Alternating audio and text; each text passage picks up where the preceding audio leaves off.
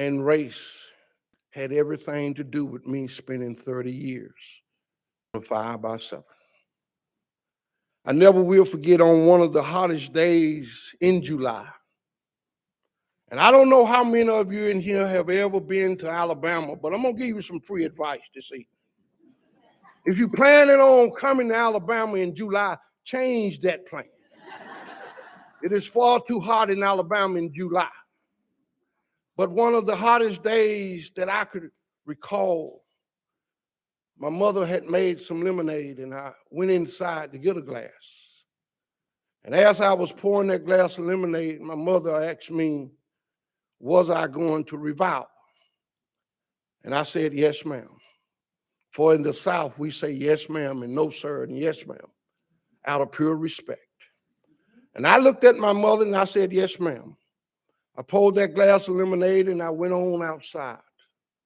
About 15 minutes later, I brought the glass back into the kitchen.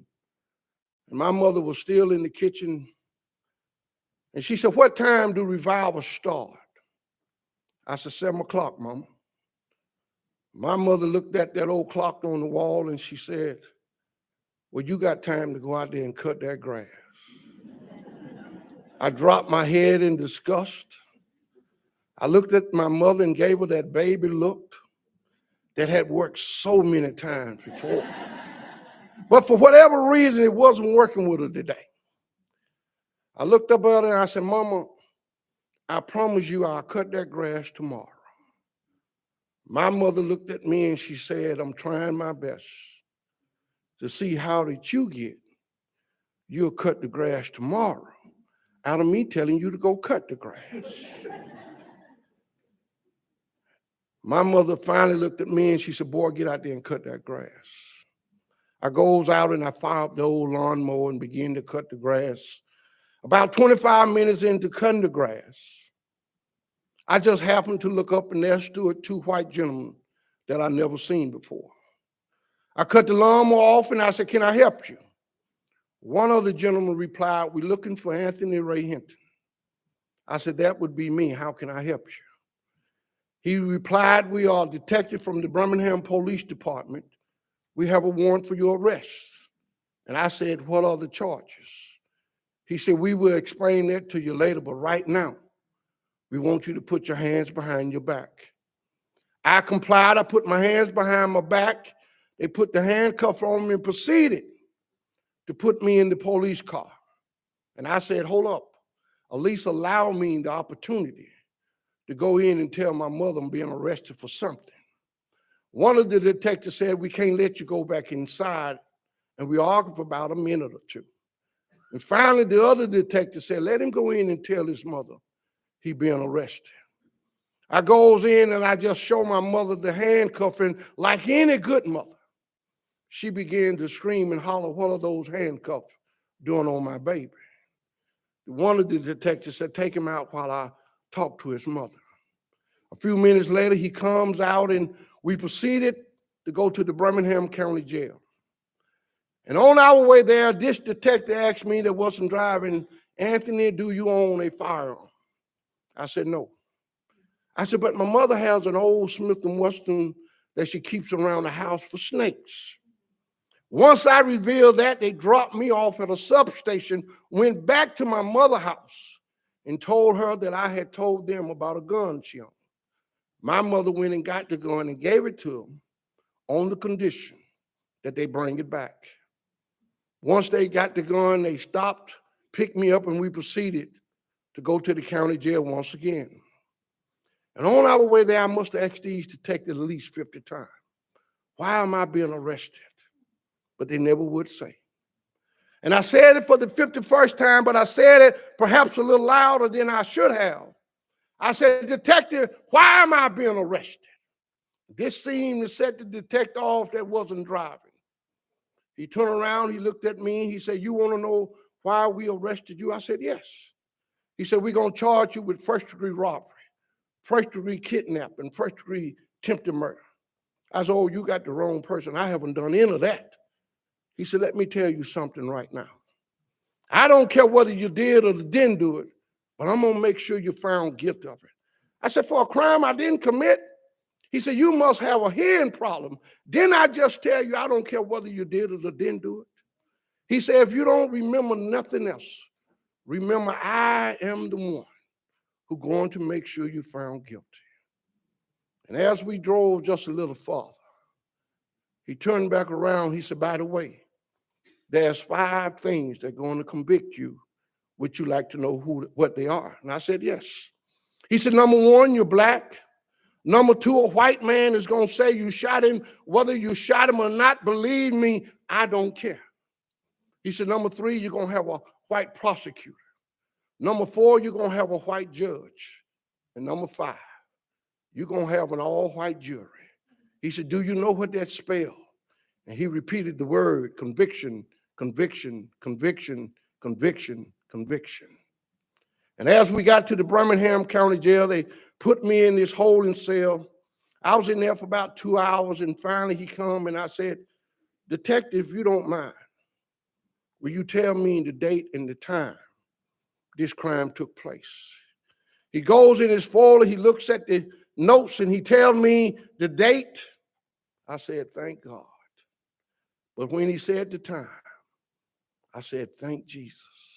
I said, thank Jesus, because I knew at that particular time I was at work. And what made it so special for me was my supervisor was white. I told him where I worked at, and I told him how long I had worked there. I gave him my supervisor name. I gave him the address, the phone number. He left. About 5 hours later, he come back. He opened his cell and he looked at me. He said, I have good news and bad news. He said, the good news is we no longer going to charge you with first-degree robbery, first-degree kidnap, first-degree attempted murder. Your alibi checks out. He said, in fact, I saw you on film. But now we have decided we're going to charge you with 2 counts of first-degree capital murder. I said, but I haven't killed anyone. He said, you really need to do something about that hearing problem. On the way here, didn't I tell you I don't care whether you did it or didn't do it? He said, the same apply for these new charges. I don't care whether you did it or didn't do it. As he was telling me that, I was trying to tell this detective that there's no way I could ever take another human being's life. And as I was talking, this detective put his hands up to say, be quiet.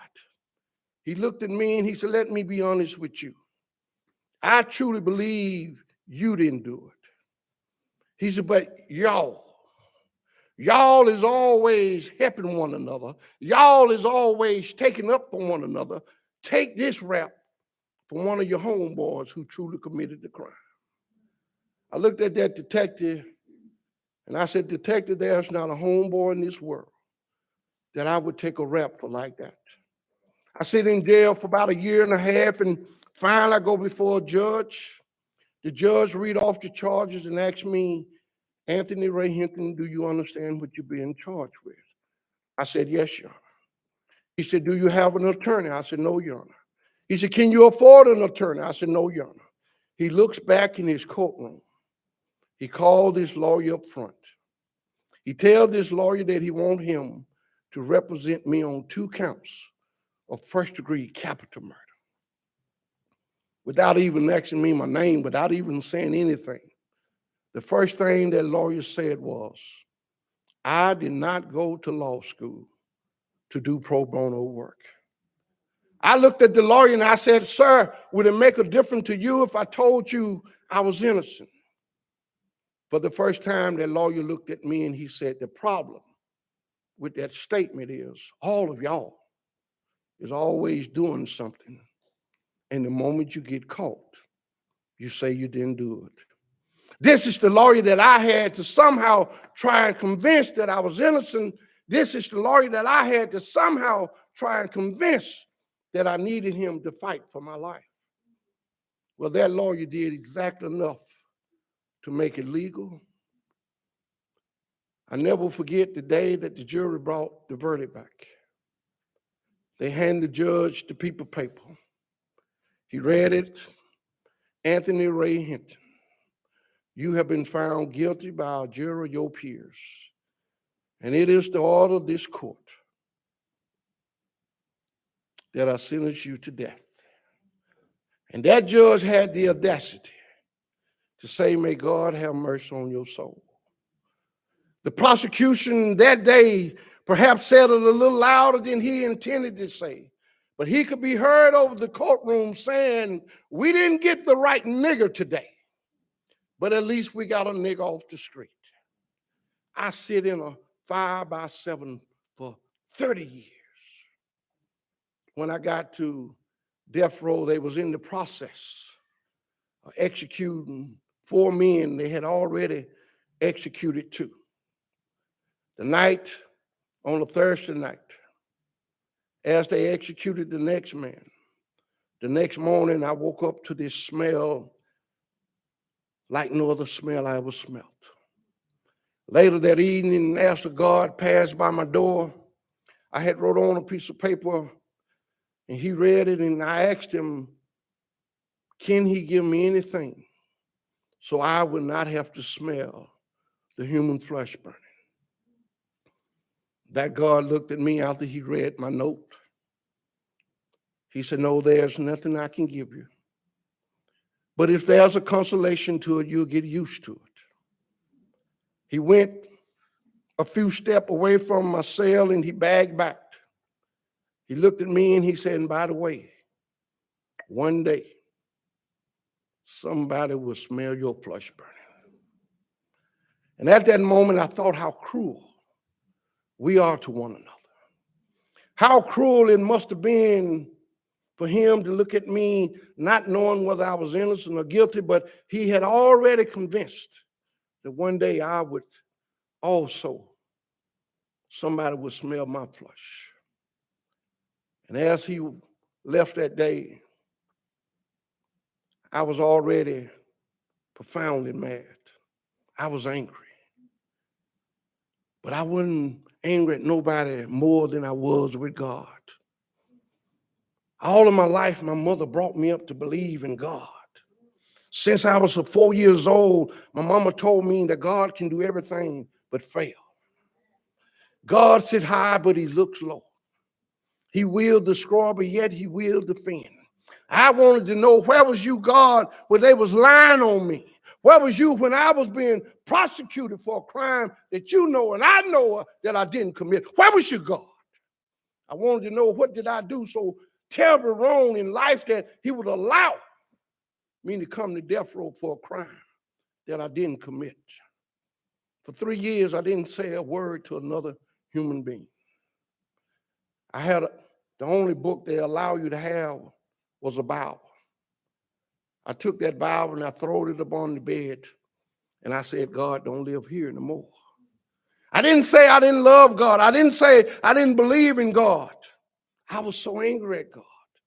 I couldn't understand why he would allow me to go to death row for a crime that I didn't commit. About 4 years later, exactly at 1 o'clock in the morning, I woke up to the sound of a grown man crying. A man that I had lived by for 3 years and never asked him his name. But my mother had taught me compassion. My mother told me no matter what one does in life, they still deserve some compassion. I got up out of that bunk bed that was too small for me, walked up to the bars and I said, sir, is there anything wrong? Do you need me to get the officer back here? It took this man a while to reply, but finally he replied and he said, no, I just got worried my mother died.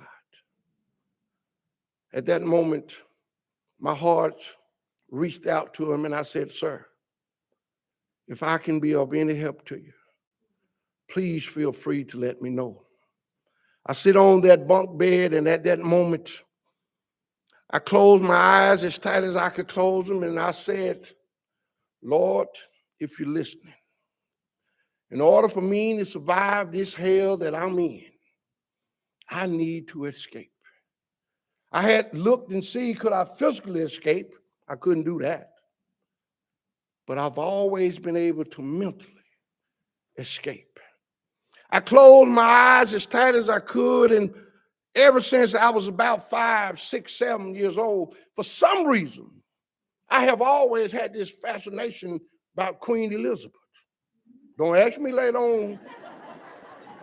Let's get that. Don't ask me later on about that. But I closed my eyes and I went to the palace. I got to the palace and I told the guard that I was there to see the queen. They goes in and they tell the queen that I'm there.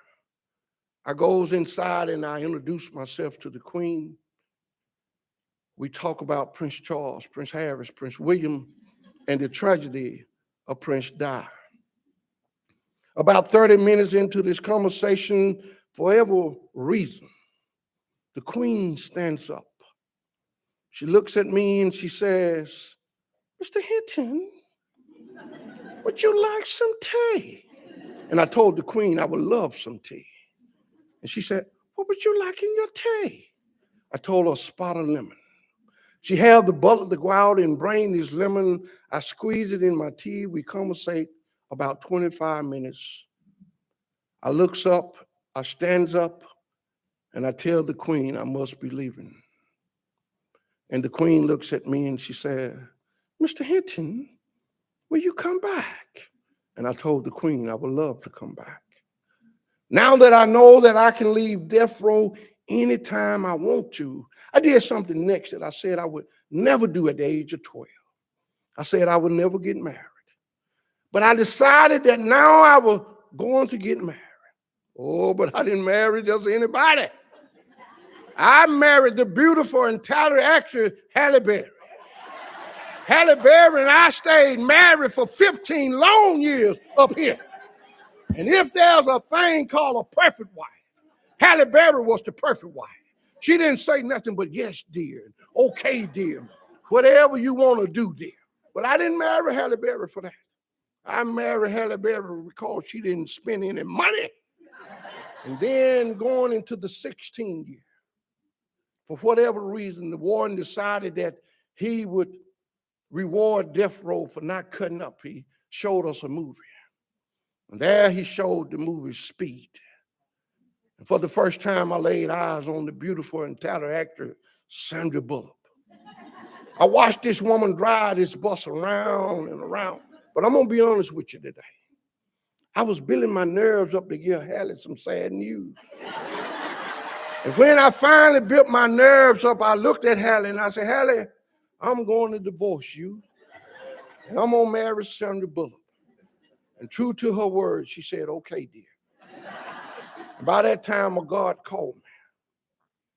He said, "Anthony, I've been calling you for the last 10 minutes. I said, "I'm sorry, I was gone. What is it?" He said, "You have a legal visit." I said, "But I don't have an attorney. The state of Alabama do not give you a legal visit during post-conviction." He said, "Anthony, somebody's out there pretending to be a lawyer. Get dressed and go see who it is." I goes out there and there's this lawyer. He tells me he's from Boston. I asked him who in Boston told me that they would send him to Alabama to represent me. He tells me a man by the name of Bryan Stevenson. And I said, "Who is Bryan Stevenson?" He tells me how good, how great this Bryan Stevenson is. I looked at this lawyer and I said, "Did you say you was from Boston?" He said, "Yes." I said, "Well, Bryan Stevenson can't be that good because Bryan Stevenson have already made one fundamental mistake." He looks at me and he said, "What is the mistake?" I said, "Let me make sure again, you are from Boston." He said, "Yes." I said, "Well, see, had Mr. Stevenson checked with me before he sent you here, he would have known that I am a beloved Yankee fan. And there's no way a Yankee fan and a Boston fan could ever do anything together." I said, "But for your sake, I'm willing to put my personal feeling aside and let you work on my case." You see, I tell you this because even in the midst of trouble, I believe the best medicine any of us can ever have is laughter. And even when I was on death row, I had the mindset to believe laughter was okay. It was fitting for it. And I wanted the lawyer to understand who he was getting ready to represent. And as I looked at that lawyer and I said, I want you to do the best you can. I want you to prove my innocence. That lawyer came back every year and told me what he was trying to do. But in the 4th year, he come back and he said, Anthony, I talked to the attorney general. I can get you a life without parole.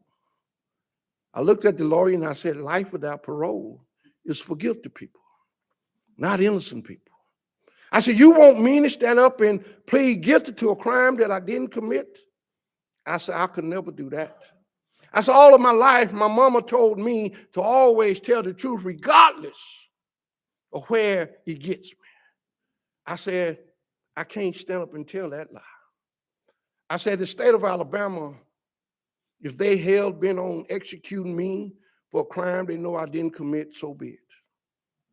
I said, but I could never stand up, look the victim family in the face and tell them I took their loved one. I said, but more important, I could never break my mother's heart by telling her that she brought up a killer. I said, I just can't do that. I looked at that lawyer and I said, I want to tell you something that my mother told me at the age of 12. My mother told me if I was man enough to bend down and pick up a rock, and if I was man enough to throw that rock, then I should be man enough to say I throw that rock. I said, this is one rock I did not throw. I looked at that lawyer. I said, I need a lawyer that believes in me. I need a lawyer that is willing to go to jail for me if necessary. I said, the fact that you're trying to get me a life without parole tells me that you don't believe in me. And therefore, I have no choice but to fire you. The lawyer said, are you serious? I said, yes. I said, thank you for what you done. Thank you for what you was trying to do. But I just need a lawyer that believes in me. And as he was going out the front door and they were taking me back toward the cell, something in my mind said, you got to be the dumbest person in the world. You fired the only lawyer that you had. But just as that thought entered my mind, another thought said, you did the right thing. Always stand up for what you believe in. And as I got back toward the cell, a guard was watching TV. I stopped and I said, what are you watching? He said, I'm watching this lawyer out of Montgomery. I asked him, can I stand there a moment and listen? And lo and behold, that was Bryan Stevenson talking about why we don't need a death penalty in this country. And as I listened to Bryan Stevenson, something told me this is the man that you need to represent you. I goes in that cell and I write Mr. Stevenson a letter. I thank him for sending the lawyer from Boston. I just told him it didn't work out. I said, Mr. Stevenson, I know you get a lot of letters from inmates saying that they are innocent, but I am truly innocent. And I would like to ask you, would you consider being my lawyer? But before you say yes or no, all I ask is that you read my transcript. And if you find one thing in my transcript that points to my guilt, do not worry about becoming my lawyer. Do not send me another lawyer. I am perfectly willing to die for a crime that I know I didn't commit. About 3 months later, I get a letter saying that he would read my transcript. 6 months later, I get another letter saying that he was coming to see me. The day that he came to see me, the day that I shook his hand, I had no doubt that God had sent me his number one lawyer.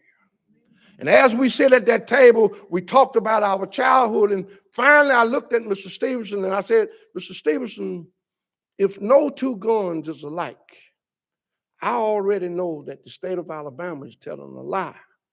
The gun they got from my mother's house have not been fired in over 25 years. I looked and I said, Mr. Stevenson, I need you to do me a favor. He said, what is the favor? I said, I need you to hire a ballistic expert. He looked at me and he said, well, I was going to do that anyway.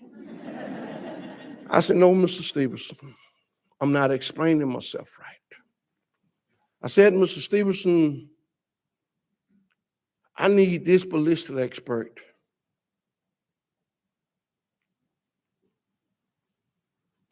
to be a white man. And I need this white man to be the best of the best.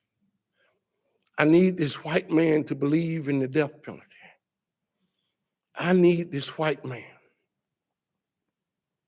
to be willing to tell the truth. I said, Mr. Stevenson, if you can find this particular expert, this is all I need. Mr. Stevenson looked at me and he said, why do he have to be white? I said, Mr. Stevenson, I lived in the South all of my life. I said, Mr. Stevenson, they will only believe one of their own. I said, Mr. Stevenson, you can go out and get the best white female in the country. Her word is no good on the witness stand in the state of Alabama. And I said, Mr. Stevenson, it definitely cannot be a person of color. I need this to be a Southern white man. He left that day, and about 3 months later, I got word to call my attorney. He told me that he had found 3 of the world's renowned experts. He said, Brother Ray, I need to inform you something. These 3 men, they are the best of the best, but they have never testified for the defense. In other words, they only testify for the prosecution.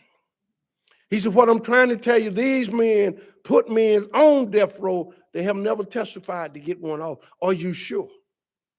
I said, Mr. Stevenson, did you remember to ask them would they just tell the truth? He said, each one of them have assured me that they would tell exactly what the evidence shows. I said, Mr. Stevenson, if you can afford it, hire those 3 experts. They came to Alabama one at a time. 2 of them were from Texas, and 1 of them was from Virginia. When all 3 of them had came and did their individual tests, they got with Mr. Stevenson and said that the state of Alabama had made a mistake.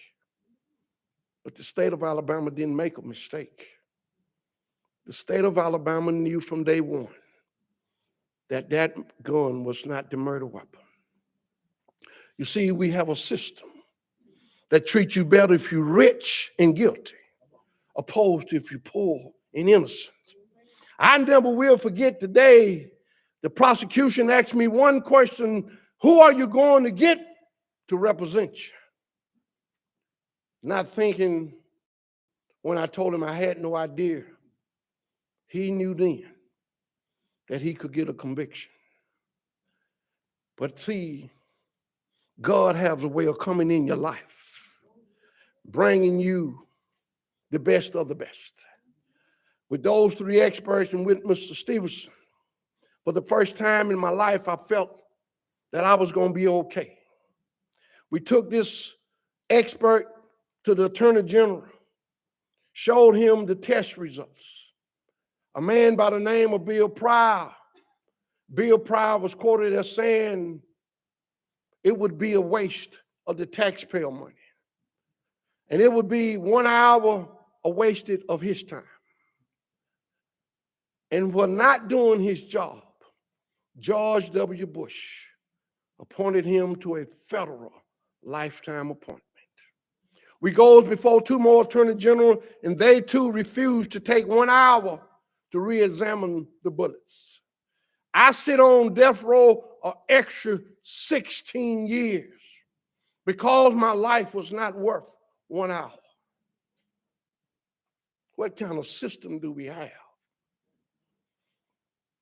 We went before 14 judges in Alabama.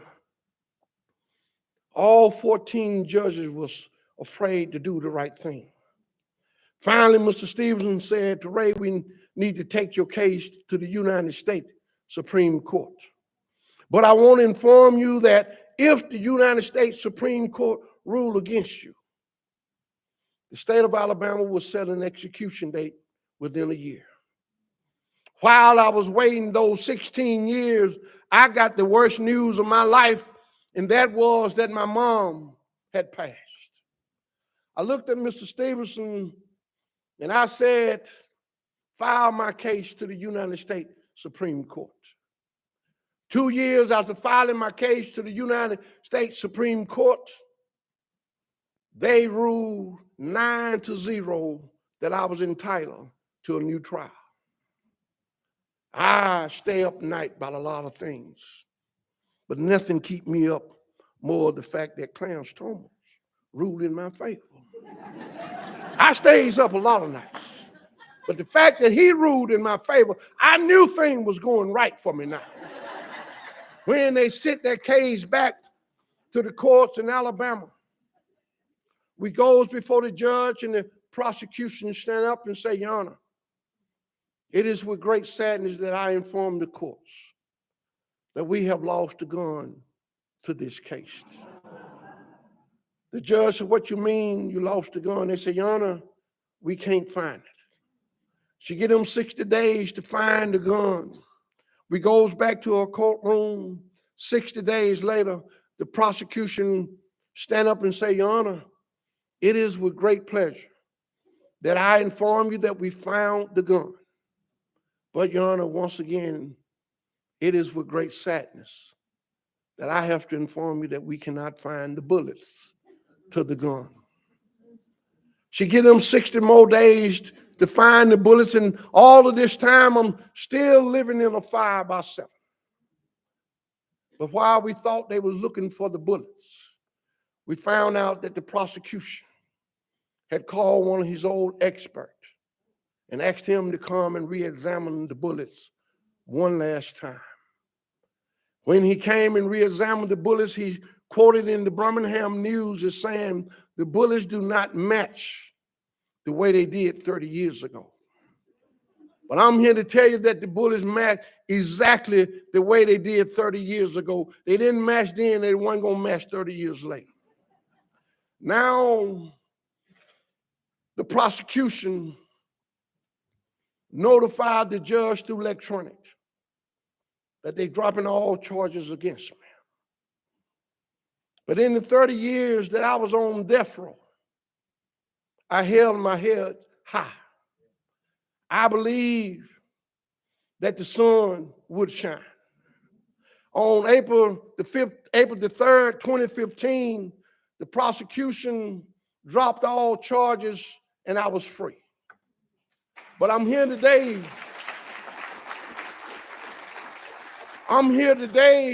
not because the state of Alabama did the right thing. I'm here today because the state of Alabama could no longer get away with that lie that they was telling. I'm here today to ask you a profound question. The state of Alabama was going to execute me in your name, and that name was justice. Well, I come to South Bend today to ask you a question. Where is my justice?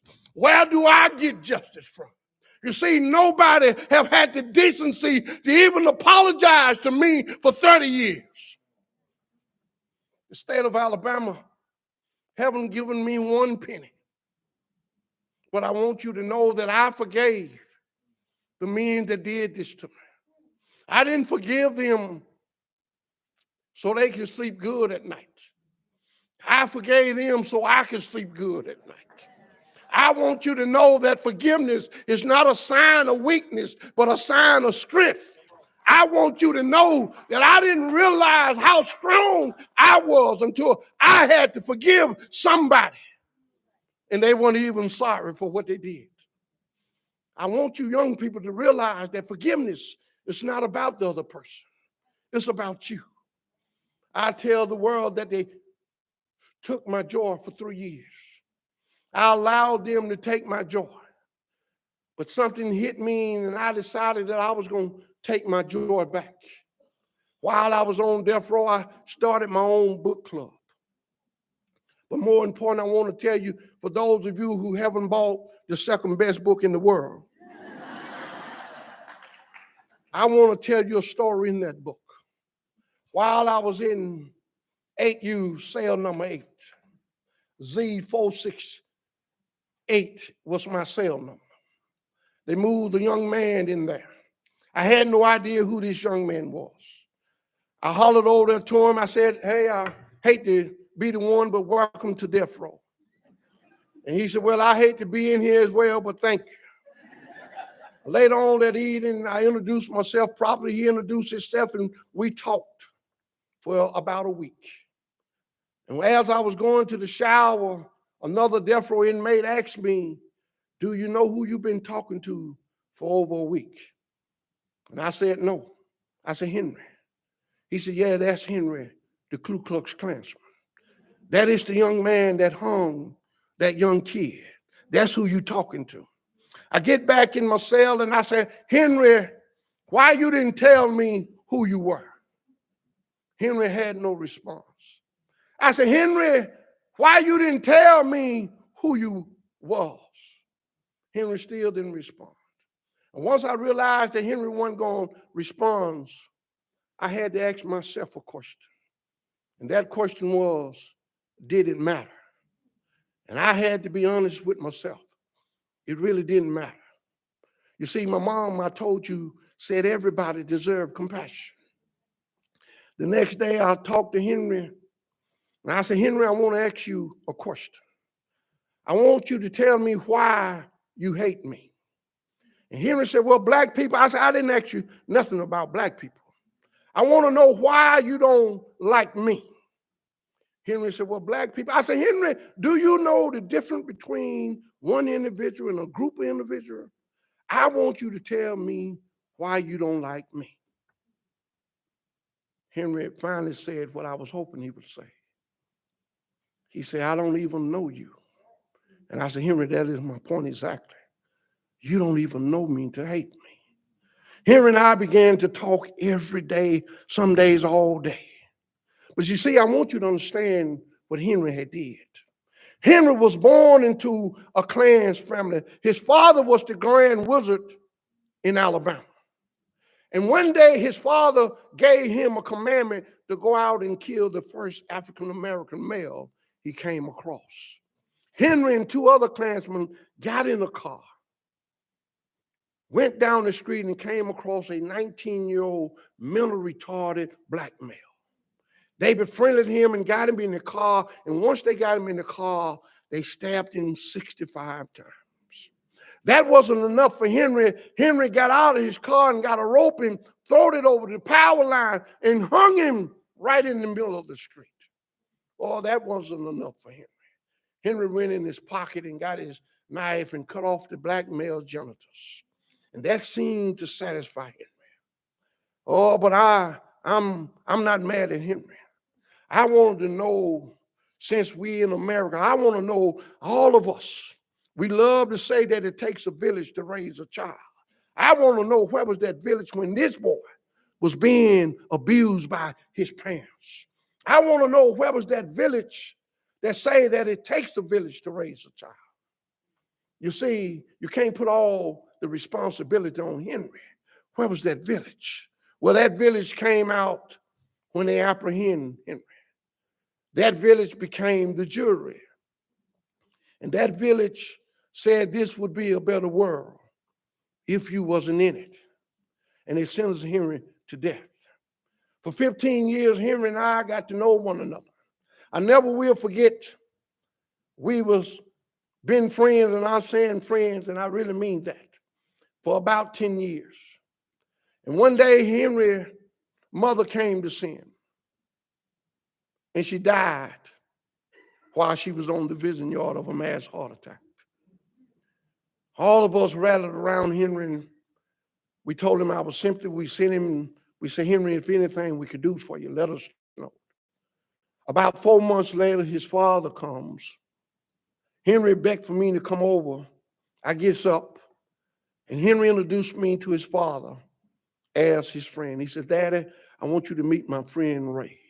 I put my hands out to shake his father's hand, but his father wouldn't shake my hand.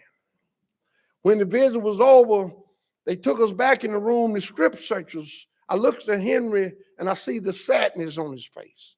I said, Henry, what's wrong? He said, nothing. I said, Henry, what's wrong? He said, my father said as long as he comes to see me, don't ever invite a nigger to his table. And I said, Henry, that is your father cancer. If your father want to die with that cancer called hate, let him die with it, but you don't have to. Henry and I went back and we talked about his father. And I said, Henry, I truly believe that since you've been here, you have made great strides to change. Well, 3 months later, his father came to see him again. But his father didn't leave. He died, 2 of them, as a heart attack, right there on the visiting yard. I looked at Henry and I said, Henry, this may sound horrible, but I got to say it. I said, it's like God was telling your mother and father, since you got your son to do such a horrible crime, and since you put him on death row, they're going to die on death row as well. 3 years later, they set Henry an execution date. Henry wrote the warden and said, all of my family is deceased, and I would like to ask, would you allow Ray to be with me the day of my execution? The warden granted him his request and said that I can only stay with him up to 10:30 that night. I wanted to make Henry laugh all day. I didn't want Henry to think about death. We got on the visiting yard about 9 that morning. They had gave us a lot of quarters to get snacks and sodas and water out of the machine. And we talked, and I had Henry laughing all day. And finally, at 9:30 exact, they brought Henry his final meal. They took the lid off the tray, and I looked at it, and there was a 6-ounce steak. I looked at Henry, I said, you ready to die? He said, why would you say that? I said, that's all you want for your last meal? A 6-ounce steak? He said, yeah, Ray, that's all I want. And he looked at me, and I knew before he asked me. He said, Ray, I want to ask you a question. I said, ask me. He said, if it ever come your time, what is it that you gonna want? I said, Henry, I'm glad you asked me that. I said, because I don't gave it a lot of thought. I said, what I want, they're gonna have to go to the forest and get it. I said, and when they go to the forest and bring it back, I'm gonna say, that ain't what I want. I said, Henry, they're gonna keep going to the forest. I said, Henry, what I'm trying to get you to see, if there's a law that say they can't execute me till I eat my last meal, I said, Henry, I'm gonna be here forever. I said, because nothing they bring is what I want. Henry laughed, and he looked at me, he said, Ray, only you would think like that. Finally, 10:30 came, they come and got Henry for the first time. I embraced him. I hugged him and I said, Henry, this may be hard for you to believe, but I love you. I said, Henry, I pray that you have had the good sense to ask God to forgive you. I said, but Henry, I never did judge you. I've always believed that you just were never loved the way I was loved. I said, Henry, I truly believe that after tonight, you will find yourself in heaven. And I said, Henry, I truly believe that we will see each other again. Henry looked at me and he said, Ray, for the last 15 years, I want to thank you for being my friend. Thank you for being true to me. They took him away and they asked him, did he have any final words? Henry looked in the mic and Henry said, all of my life, I was taught to hate. My mother taught me to hate. My father taught me to hate. My community taught me to hate. The people that they taught me to hate for the last 15 years have shown me nothing but love. And tonight, as I leave this world now knowing what love feels like. And they executed my friend. I tell you that story because I feel there's too much division in this country. All of y'all that have them nice cars and nice houses, I want you to know you ain't gonna be able to carry them with you. I've been to a lot of funerals since I've been home. I've seen lines a mile long, but what I haven't seen, I ain't seen no U-Haul behind it. You cannot take it with you. I want you to understand that God wants you to enjoy what he has blessed you with. I want you to know that God did not put in us here to hate one another. God wants us to love one another. And I really believe that if we had the courage, all we need is to have an open and honest conversation on race. But we don't have the courage to do it. It shames me that death row, of all the places that I ever been, death row is the only place that I ever been where there was no racism. We didn't care who lived by us. I guess I got to thinking maybe it was because we all ate the same food. We all wore the same type of tennis shoes. We all dressed the same. We all had the same amount of time on the vision yard. We all had the same thing. But I want you to know that prison is the only place that I can truly say that I ever been where I experienced, nor did I ever hear someone call anything other than their name. I want you to know that there are those would have you to believe that we are dealing with mass incarceration, but we are not dealing with mass incarceration. There are those who have you to believe that this system is broken. I come to tell you the truth. We are not dealing with mass incarceration. We are dealing with a new form of slavery. The system is not broken. The system is working exactly the way it was designed to work. And that system was designed to put men of color in prison. I want you to know that they have a pipeline that runs to Notre Dame, University of Alabama, and every other college. And when they get an order for 30, 40, 50, their pipelines is already set up where they can get 30 new men.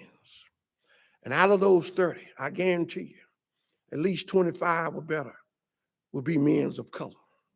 I want you to know that I come here today to tell you the truth. The death penalty is not of God. For those of you who say that you do not believe in the death penalty, I need you to stand up. I need you to have the courage to stand up, because courage is and can be contagious. You see, when you stand up, now you're giving her the courage to stand up. When she stand up, you stand up, and you stand up. That's what courage does. I am against crime like anybody else, but we have a system that it ain't what TV shows you. It's a whole different thing. I want to leave you with this. I want you to ask yourself, what would you do if they came for you? What would you do if you didn't have the money to hire a decent defense? What would you do if you passed a polygraph test, but they cared more about the color of your skin than the results of that test? What would you do if you was found guilty and sentenced to death? What would you do if you had to spend the rest of your life in a cell smaller than your bathroom? What would you do if you've been waiting all your life to die? And finally one day, you were set free, who would you be? Every day, I struggle with who am I. Every day, I ask myself, why? Why is it that we seem to be so hell on revenge? I notice that no one have had the answer to where is my justice. You see, the state of Alabama could give me $1 million for every day that I was there, but it wouldn't give me back my 30 years. I just believe if we're going to have a death penalty, we should make sure that the person that we execute is guilty. And due to the fact of racism, due to the fact of politics, I don't believe we should ever have a death penalty. As long as you're alive, you have the ability to try and prove you're innocent. But the moment they execute you, you are dead forever. And I would just like to pass on that I am so thankful that Texas have given Melissa a stay on execution and given her the chance to prove her innocent. And I truly believe that she will prove her innocent. And there go again. That would give you another reason why we should be against the death penalty. In closing, for all of you who laughed at me when I talked about the Queen, well, I am so proud to tell you, God working in mysterious ways. And since I've been home, I had tea with the Queen in real life. Yeah. Somehow I was at the airport in San Juan and this British lady walked up to me and she said, "You're Anthony Hinton." And I said, "Yes." And we talked and she wanted to know why was I so in love with the Queen. And I told her it wasn't that I was in love with the Queen. I said, this is a lady that didn't ask to be who she is. This is a lady that don't get the chance to walk down the street and enjoy life like all of us. I said, I was over there for Christmas and we bumped into each other. And over there, they don't say Merry Christmas. They say Happy Holidays. I said, I got to thinking. I was told that when the Queen goes shopping, she have to go at night when no one is in the store but her and the salesman. I often think how sad that must be. I said, and I realized that the Queen was given a life without parole. I went into the palace and there's 758 rooms. There's art everywhere. And I said, the Queen have 758 rooms that she can go in, but she cannot go outside and enjoy like everyone else. Once I revealed that to that lady, that's why I tell people, be very careful who you talk to. Be very careful what you say. You never know. I had no idea that that lady was the daughter of one of the dukes. And she arranged it so I and my best friend came to England. I got a picture at home with me and the Queen, and I got it on my phone for all you doubters. They don't allow you to take pictures, but once they sent me that picture, I took a picture of that picture so I could show all you doubters. And I say that because God works in mysterious ways. I met the Queen, and she is a nice, gentle lady. And I had the pleasure of not just meeting her once, but twice. And I told somebody when she caught COVID, I got to go see the Queen in case COVID decided to take her out. I wanted her to know that meeting her was the thrill of my life. I share that with you, and especially you young people. I say always, pretend that you at a ballpark. You tell them they will build it and they will come. Always dream high, but always remain humble. I thank God for giving me the opportunity to come here and share part of my story. I want you to rush out and buy the second best book that ever been written.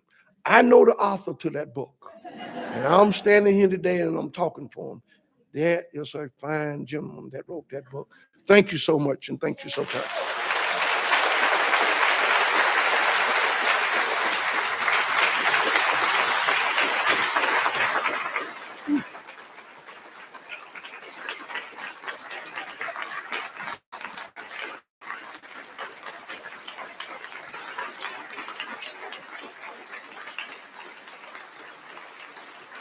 Thank you.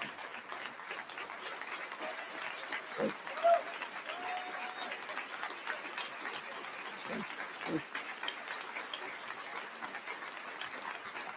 Thank you.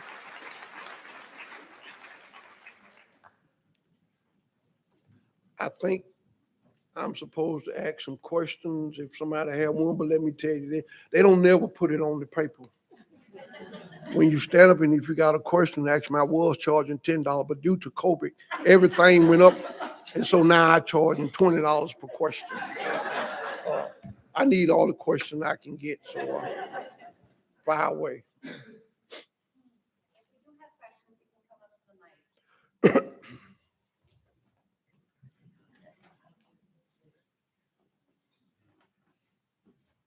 Mr. Hinton, thank you so much for coming tonight and for speaking with everybody here. First and foremost, we're at a library. You talk about it in your book, how you helped develop that reading or that book club on death row. What was one of the most influential books that all of you read together, and why? The book that when I started my book club, let me give you the beginning. On death row, when you sit in a cell for 365 days, there's nothing to do.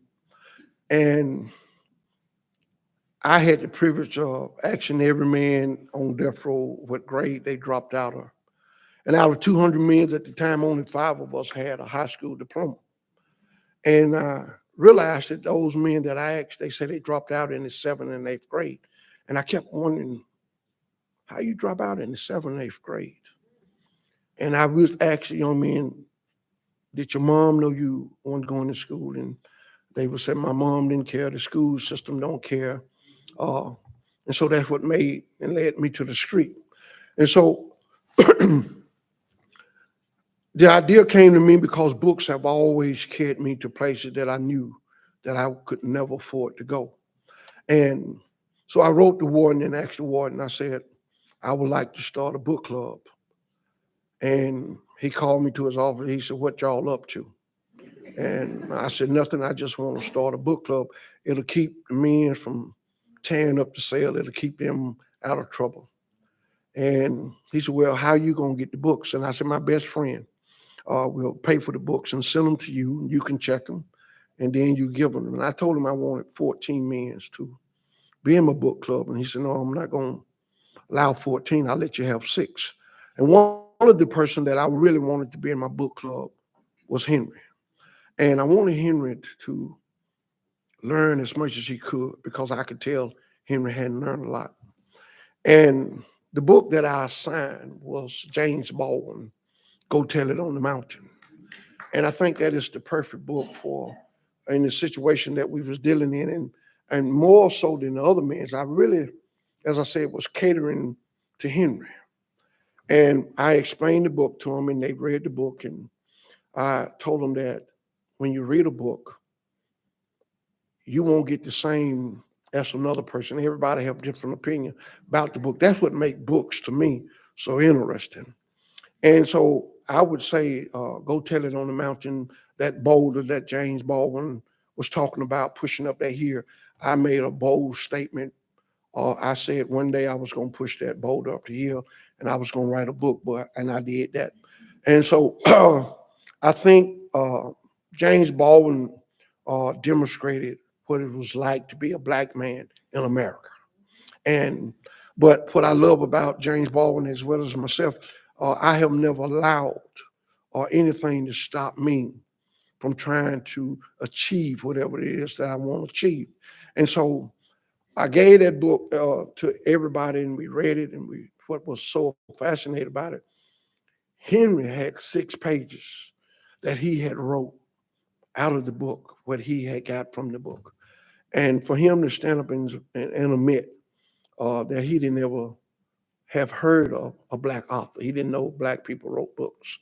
And I said, well, Henry, we do a whole lot of stuff for but you only hear the bad. I said, but I understand. And that book, and for me, the book that is my favorite book, and sometimes black uh, people will look at me kind of strange when I say my favorite book that I've read was To Kill a Mockingbird. And the reason that book resonate with me because I am Thomas. And it's like Harper Lee seen the future.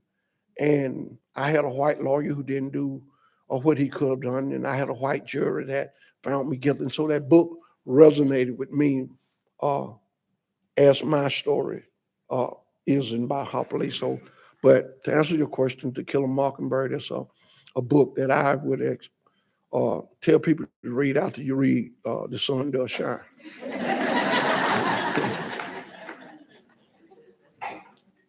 I'm honored to be here. Thank you. Thank you for coming. You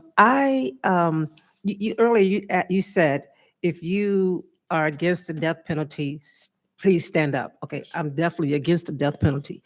But standing up, what does that mean in practical terms? Because after looking at, documentaries like the Khalif Browder story and 13th, it just seems so overwhelming. Like you say, the whole system is like, to me, I'm looking at evil. Mm-hmm. What can we do as people who we know we're against it, blah, blah, blah, blah. What can we do? It seems so overwhelming to me. Well, I think the first thing that anyone, if you're just thinking about being against the death penalty, you have to educate yourself on it. The state of Alabama, I always say the state of Alabama because I don't know what Indiana do. I don't know what another state do. But I get with conservatives and I try to get them to say, if you're true conservative, there's no way you can be for the death penalty. If I go down the streets in Birmingham and I ask people, what do you think it costs to execute a man? And I get 50,000, 100,000, but I never get the right number. And I tell them, I said, would you believe it costs $2 million to execute a man? One man. From the time he go to trial to the time they execute him, it costs the state and the taxpayer $2 million. And now there's 256 men and women on Alabama death row. If you added all of that up, I said it today, that's enough money to give social worker the tools they need to help children. We can build better schools and put computers in the schools. We don't have to have that pipeline that runs to prison. We could do more with our libraries. And I said that earlier. I goes to library and it's like every time there's a cut in funding, the libraries hit. And so we could do so much more. And ask yourself, would you invest $2 million? And at the end of that, knowing that you didn't get anything, we are investing in something that we get nothing out of. And I don't think none of us would put $2 million in the bank and knowing that the bank gonna tell us after a while, you didn't reap any benefit, your $2 million is gone. And I think people need to start get revenge out of their system. I've been blessed to come up across some families that had their killers executed. And they say, Mr. Hinton, did you know such and such when they was on death row? And I said, yes. Well, they've been executed 10 years now. And I still don't have closure. And I said, well, see, the prosecution made you believe that convicting him and sending him to death and killing him would give you closure. Closures come from God. And the only way you ever gonna have closure is you got to forgive that person that took your loved one. You got to ask God to give you that closure. Man can't give it to you. And we are rooting for something that we don't have a clue as to what goes on. Most people don't realize death row is where your veterans are. Death row is full of mentally ill people. Instead of sending them to a mental institution, we have decided that prison is going to be our mental institution. And for those on death row, I said this at a health over the weekend before I came to South Bend. I had to, and I always said fortune, to live between two veterans that had been in the war. And to listen to those men believe and think they were still in the war, making sound like they were shooting a machine gun and hauling them out of ammo. And what hurted me the most was the guards would come and listen and laugh. These are the men that on any Memorial Day or any Veteran Day will say thank you for your service. And we thank them by putting them on death row and execute them. I don't know how many of you in here seen the movie Just Mercy. Herbert Witchem was a case that all of you should have said, this man didn't deserve to die. This 18-year-old went to war and came back messed up. But our solution was put him on death row and we'll execute him. And I just think when you're against the death penalty, go out and try to convince other people. Ask them, what do we get out of killing someone? I truly believe, for me, I cannot hate because my Bible teaches me not to hate. I truly believe that there is a better life once I leave here. And I'm not going to live in hell and then die and go to hell. And so I'm going to try my best to love you even though you may not love me. I tell people that I am a man of faith. I truly believe that when you have the opportunity, learn to talk to one another. The death penalty is a prime example of what we should talk about. God have not given man the authority to kill. We read everything in the Bible. We skip over the 10th commandment where it said, thou shalt not kill. And I have to say, if there's any ministers in here, I blame you for not standing up on Sundays and preaching against the death penalty. We have gotten too caught up in politics, and we are killing innocent men and women. I often ask people, what would you have done if they had executed me in 2 days, 3 days, or the next day you found out that I was truly innocent? What would you say? And they'd have no words. You see, that's something you can't give back. And so we should be very careful what we say we're for. But I believe that the death penalty is not of God. It is barbaric. And we falls in the line with country like Iran. And who wants to be in that company? But the United States seems to want to have the death penalty. Hold on one second. That's my niece right there. Keep up with my money now. Go ahead. There are so many topics that you've raised that we could discuss tonight for hours. The one that keeps resonating with me, and it's an unanswered question, is when people in a setting like this say, we just need to talk about race. And I'm here, you're there. How do we sit down and say, all right, let's talk about the race issue?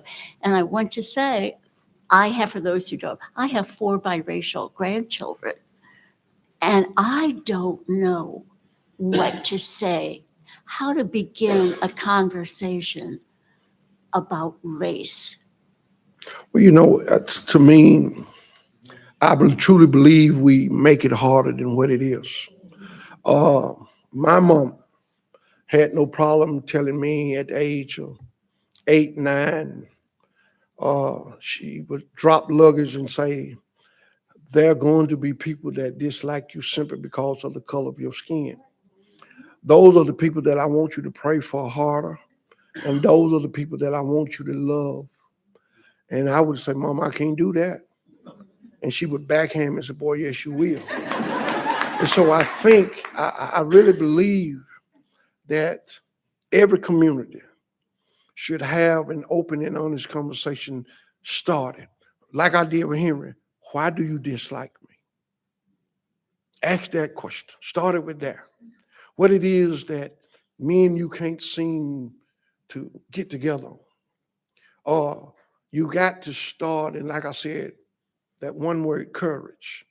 You got to have the courage to start it. And that one word after courage, just say, this is what I was brought up to believe. Allow someone to tell you that they are not like that.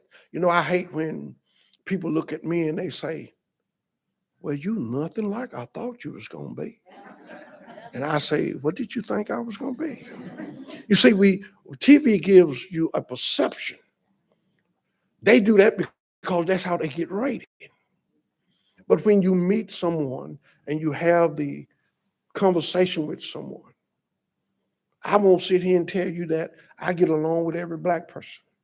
I won't sit here and stand here and tell you I agree with every black person. But I'm going to tell you this. I truly believe that we have more in common than you realize. We difference on a little thing, and those little things that we different, all we got to do is sit down and figure it out. I say this, we have allowed the career politician to divide us. I came home in 2015. I voted, then the state of Alabama took my voting right back. I filed an appeal and I went and I got my voting rights back. I do not vote on race line. I do not vote on gender line. I get my butt in there and check you out and see what you're about. We tend to vote because this man and this woman is the same race I am. They've been in office for 20 and 30 years. Listen, we need to start putting some young people in there with some fresh ideas. And that's how you start changing this system. We got to change. You know, it's all. I bought a 68 Chevy truck and I fixed it up. And I realized that truck would not carry me every day the way I wanted. And so it had ran its course. We still align politicians like Mitt Musconi and all of them to be in there till they die in office. We should be better than that. We should demand better than that. And so to answer your question, invite someone of a different race to a cup of coffee. Or just say, hey, I happen to be at Starbucks on a Tuesday. If you have time, come by there at 8 o'clock. I don't know how many people are going to come out just for a cup of coffee, but start it that way. And as far as your grandkids, you owe it to them to talk to them about race. Because if you don't, somebody else will. Why don't you be the leader and give them the truth? And that way, when they hear it in the street, they'll know it's propaganda.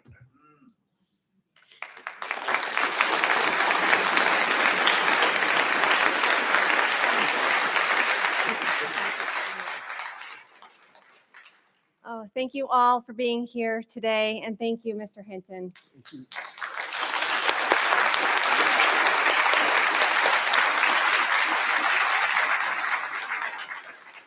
I know we are all so honored to have heard your story, and I know your words are going to ring in my ears, in my heart, for hopefully a very long time. So this event is the culmination of our almost the culmination of our one book series in celebration of Just Mercy.